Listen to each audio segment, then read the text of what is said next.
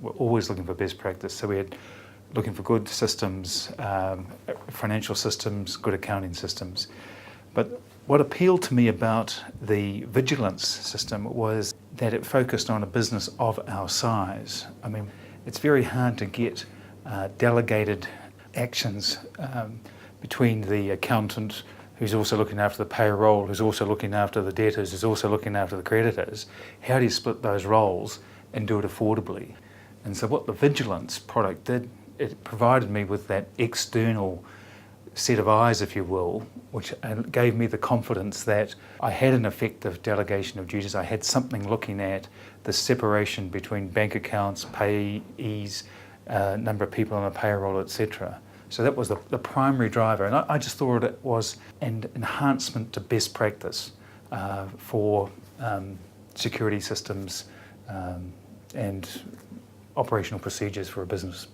What I see in the way the system's evolving is the ability just to dig into your biggest creditors, who you're paying the most amount of money to. You can get that in some other systems, but it's embedded now within this particular vigilance system, which enables external players who don't have access to your other accounting systems.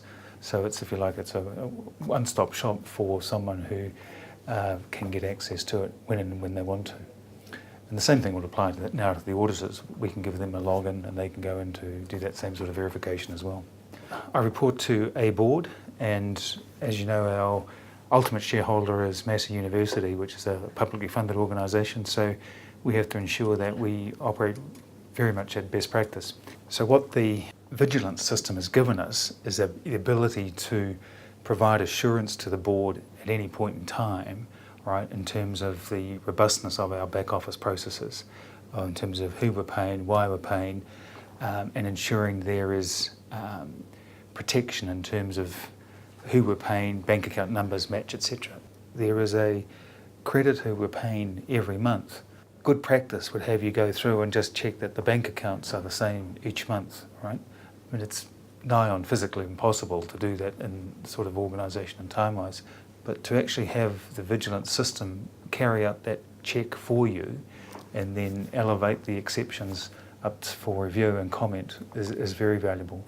I'm travelling a lot more, out visiting clients a lot more, and the ability to be able to log on at any point in time and just go through the approval process is just a huge saving from my own time perspective. It ensures that I'm not holding up the accountants who are doing the payroll or the creditor run, so we can actually anytime, anywhere.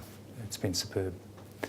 And similarly, the person who does the overview is the chairman, who's on the other side of the city, and for him to be able to go online at any point in time and carry out a similar sort of review is significant. It's gold. The implementation process went very smoothly. From my perspective, it was an event that the vigilance team with our accounting staff carried out by themselves. I think it took an hour or so to actually run it through, and then all I had to do was give them the login, simple bit of training about how to use it, and we're up and going. So we had no pushback from our own processes. It fitted nicely within the way we currently do our payables runs, and for the accounting staff, it's given them an exposure to a new tool and a level of learning, and again gave them an indication of best practice, which is fantastic.